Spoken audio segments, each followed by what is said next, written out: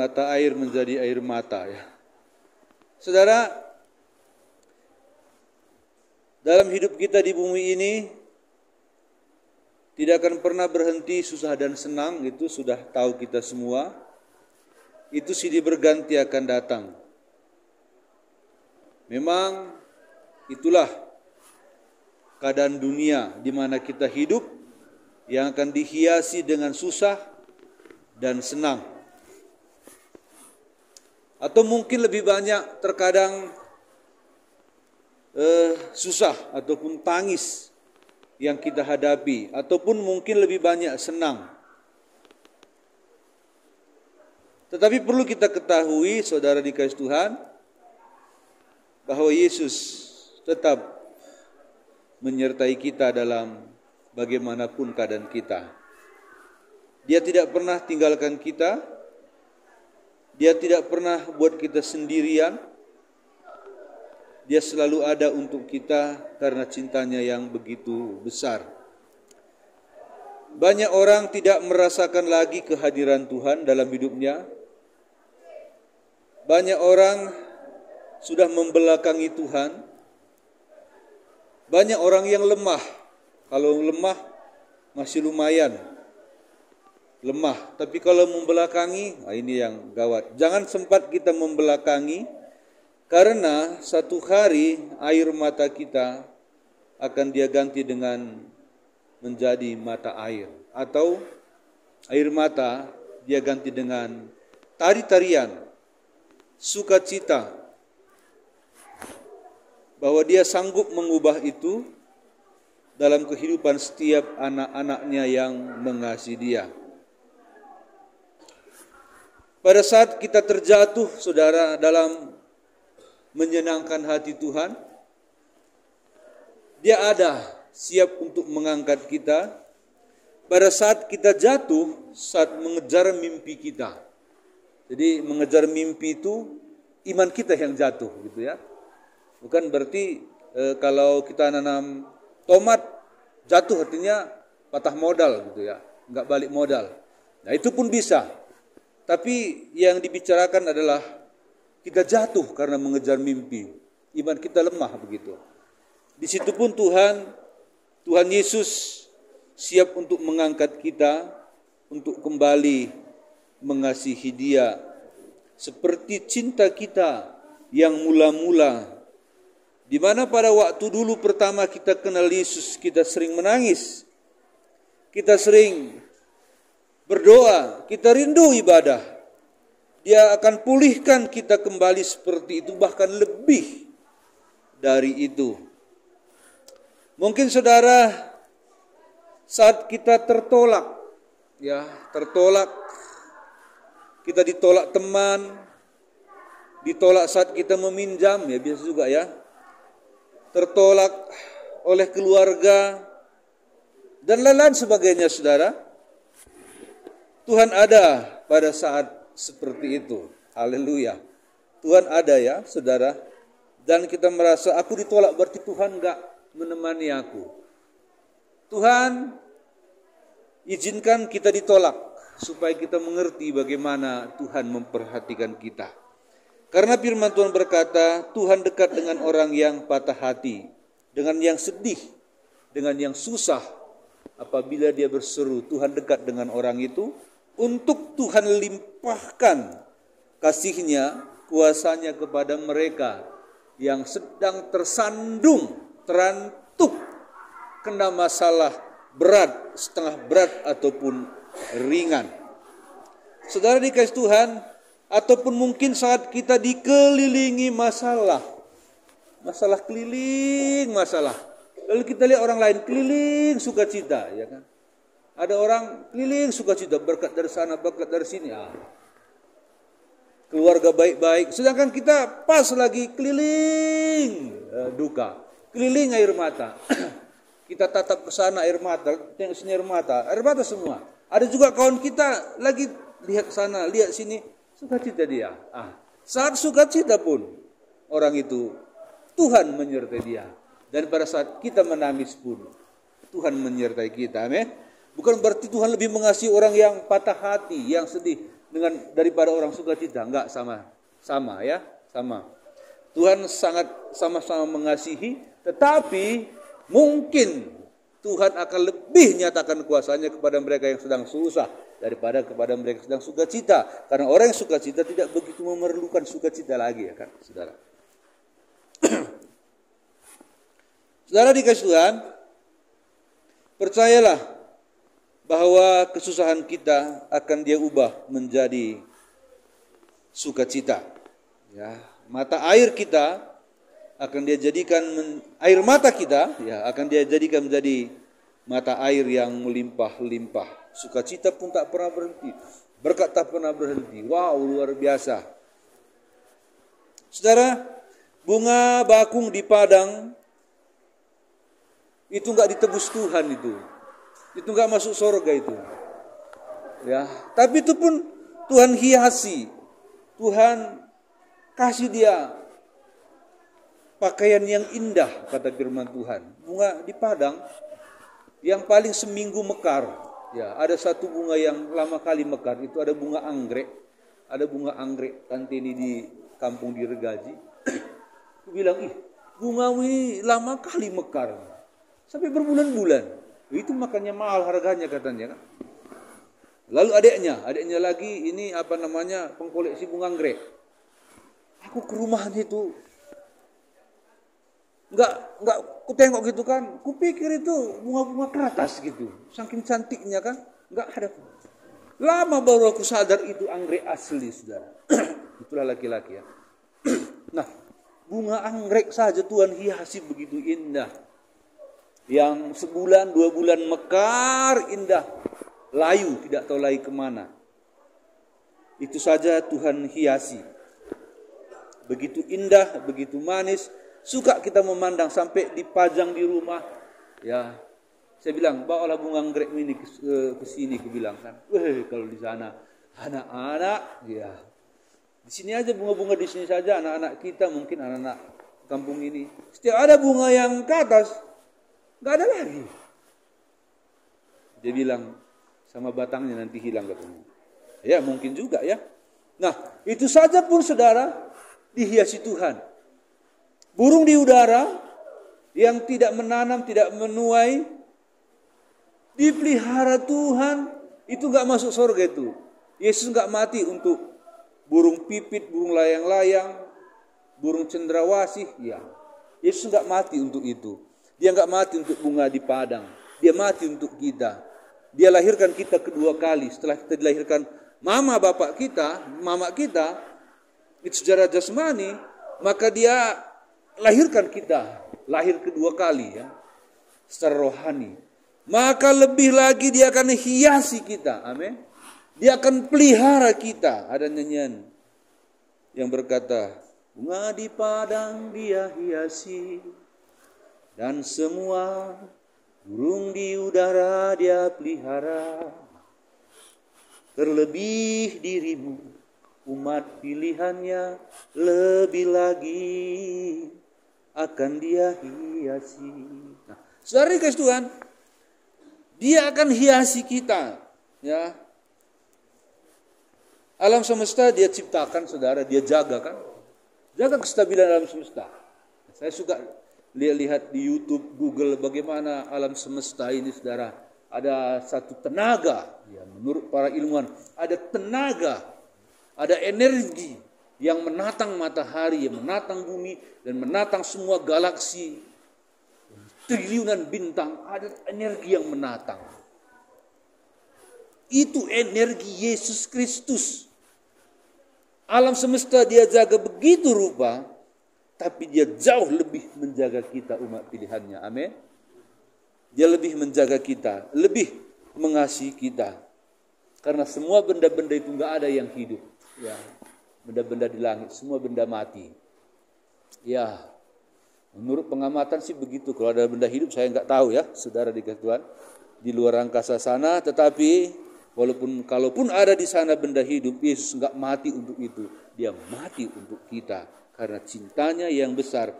Oleh sebab itulah, maka dia pasti pelihara kita. Pasti jagai kita. Pasti jamin kita.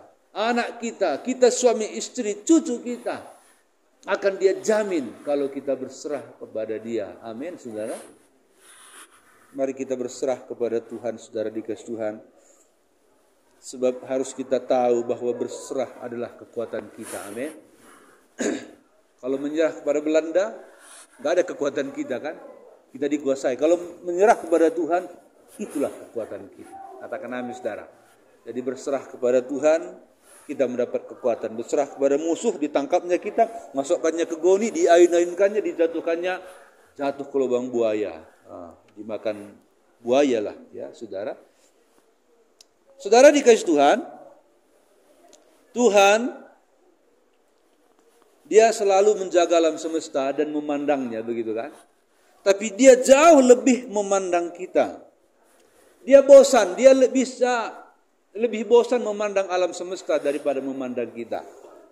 Kenapa? Karena kita anaknya. Coba anak-anak kita di rumah yang masih kecil sampai yang sudah dewasa. Jangankan dulu yang dewasa, yang sudah punya anak lagi, ya. Anak kita sudah ada anaknya. Bosan enggak kita memandang anak kita? Udah mama, udah bapak-bapak dia kan? Enggak ada bosannya kita memandang anak kita. Padahal kalau dibandingkan nanti lebih jelek anak kita daripada anak orang lain. Tapi mana ada bosan kita, saudara? Kita pandang terus. Kita lihat terus. Kita perhatikan kebutuhannya semampu kita, walaupun dia sudah kawin. Kalau dia butuh ada uang kita kasih lagi. Sampai cucu, saudara. Tak ada bosannya kita memandang dia. Kenapa? Karena kita sangat cinta, sangat sayang. Darah daging kita. Demikian kita adalah darah daging Yesus yang dia telah lahirkan lewat kematiannya di atas bukit Golgota. Bukit Kalpari. Amin, saudara. Dia enggak pernah bosan memandang kita. Dia enggak pernah jemu memandang kita. Dia selalu tengok, aduh manisnya. Gemes ya. Gemes ya. Seperti anak si Mikael ini. Gemes dia kan. Selalu diperhatikan ya. Begitu luar biasa hati kita kepada anak kita. Hati kita begitu kepada anak kita, Bapa lebih lagi kita hanya bisa mengasihi anak kita sebatas hidup kita. Tapi Bapa di surga mengasihi kita sampai selama-lamanya. Luar biasa ya. Saudara dikasih Tuhan, Tuhan sangat cinta kita, ya, lebih dari apapun. Saudara, kenapa dia cinta kita? Ya, sekali lagi karena kita anaknya, dan dia akan menolong kita dalam suka dan duka. Anak kita kan kita tolong, kalau ya semampu kita ya, tapi kita kan gak mampu menolong seluruh anak kita. Seluruh kehidupannya, aspek kehidupannya kita nggak mampu. Jadi kita nggak bisa menolong dia 100%. Tapi Bapa lebih dari 100%. Dia bisa jaga, dia bisa jamin kita. Dekat saja pada dia, kita akan ditolong, saudara. Bangsa Israel, saudara, di Mesir sekitar 450 tahun menangis, saudara. Mereka diperbudak. Di tahun ke-450, doanya dijawab Tuhan. Lalu Tuhan mengutus Musa. Ini air mata, saudara. Air mata berapa generasi itu, berapa keturunan, saudara. Ada di Mesir. Mereka berteriak, Tuhan tolong kami. Kami menderita di Mesir ini. Dan akhirnya, saudara, Tuhan lepaskan dia. Karena Tuhan memang mendengar jeritan setiap anaknya yang berseru kepadanya. Haleluya. Saudara berserulah, menjeritlah kepada Tuhan. Dia mendengar doamu. Amin. Sekali lagi saya katakan, berdoalah, menjeritlah kepada Tuhan. Dia mendengar doa kita, saudara. Jangan hanya berdoa 1 hari, 2 hari. Berdoa terus, saudara. Berdoa terus. Ada waktunya air mata dia ganti menjadi mata air. Itu harus kita aminkan. Setialah kepada Tuhan bahwa dia akan ganti semua kesusahan kita. Dia ganti semua air mata kita menjadi tari-tarian sukacita yang tiada terkira. Saudara dikasih Tuhan, Tuhan melihat air mata kita. Dia melihat penderitaan kita. dan Dia ingin menghapus air mata kita dan mengakhiri penderitaan kita. Sebab kalau anak kita bersedih, kita juga pasti ikut sedih. Ini si Filipus ini, Pak, pekerjaan tanganku nggak ada, susah hatiku. Ya, ini jadi masalah anak sudah jadi masalah kita. Masalah kita sudah menjadi masalah Bapa kalau kita berseru padanya. Amin, saudara. Anak kita apa-apa kan ngadu sama kita kan, saudara. Pak, Mak, ini kan kita nggak bisa lakukan, kita nggak bisa buat untuk dia yang dia perlu. Sedih hati ini. Bapa di sorga pun sedih melihat kalau kita sedih, kalau kita bersusah. Saat kita berseru kepadanya dia mendengar doa kita, maka dia akan memberkati kita, akan menolong kita. Yang menjadi pertanyaan, maukah kita berserah? Itu sekarang, saudara. Malam-malam apakah saudara berlutut sebelum tidur atau hanya doa tidur? Bapa surga. Aminnya pagi-pagi jam 8. Panjang kali doamu. Iya, saya kan doa semalam. Doa semalaman begitu. Bapa surgawi, kami mau tidur. Doa semalaman di solam suntuk. Nah, bukan begitu, saudara. Sisakan waktu untuk berlutut, berserah kepada Tuhan. Amin. Pagi hari kita bangun, sisakan waktu sebentar berlutut. Jangan Bapa surga berkati kolku, berkati tomatku, berkati cabeku, apalagi saudara, berkati suamiku, berkati istriku, berkati mamaku, berkati bapakku. Amin. Anak Tuhan pasti dibela, tangan di pinggang. Ya bukan begitu. Itu centeng namanya, saudara. Ya. Kita berlutut. Lebih baik kita nggak usah meminta, asal kita berlutut menyembah Dia. Amin. Lupakanlah dulu meminta. Kita kan mau dekat. Coba kalau saudara pergi ke kantor gubernur atau kantor bupati. Pak Bupati, aku perlu. Mana? Malu dia, saudara. Tapi kalau kita datang, ke kantornya di situ, kita dekati dulu dia. Demikian juga Bapa di sorga, kita dekati dulu dia. Amin. Jangan langsung proposal, saudara, kepada Tuhan itu. Setiap doa proposal, permintaan terus. Nah, saudara, masalah bangsa Israel sudah menjadi masalah Tuhan. Kerinduan bangsa Israel sudah menjadi kerinduan Tuhan. Kerinduan anak kita sudah menjadi kerinduan kita. Masalah anak kita sudah menjadi masalah kita. Masalah kita sudah menjadi masalah Tuhan. Kerinduan kita sudah menjadi kerinduan Tuhan. Haleluya. Saudara, pertanyaan, apakah yang membuat Anda bersedih hari ini? Ada? Dekat dengan Tuhan, amin. Lebih dekat Tuhan kepadamu. Nah ini, kita dekat dengan Tuhan, saudara. Apa yang membuat saudara susah hari ini? Lebih dekat Tuhan kepadamu. Raja Hizkia jatuh sakit, divonis mati. Yang vonis tahu saudara siapa? Tuhan sendiri. Raja Hizkia, engkau akan mati, kata Tuhan. Masih ingat cerita ini, saudara? Waktu mendengar itu, di jantungnya. Kalau Tuhan yang bilang, gue pasti mati nih. Aduh, gue pasti mati. Dia lupa semua orang yang mengelilingi dia, yang menghibur dia. Dia belakangi semua orang. Dia tandaskan keningnya ke dinding. Dia menangis jadi, oh Tuhan, ingatlah betapa berusaha aku menyenangkan hatimu. Aku tidak mau mati muda. Lalu datanglah firman Tuhan kepada saya. Saya, kata Tuhan, katakan kepada Hizkia hambaku, dia enggak mati. Aku mendengar doa dan aku melihat air matanya. Air mataku kau tampung dalam kirbatmu. Saudara, air mata Raja Hizkia diubah menjadi tari-tarian. Amin. Luar biasa ya saudara. Saya lihat anak Tuhan beberapa di sini yang melewati pergumulan berat ya, seperti siapa? Bapak Iren, Karis waktu itu, Bapak Debi lagi ya. Saya nggak bisa menyebut yang lain kalau ada saudara. Nah, ini kan air mata yang bukan hanya si pribadi yang sakit saja itu menangis, tapi sekeluarga kan saudara.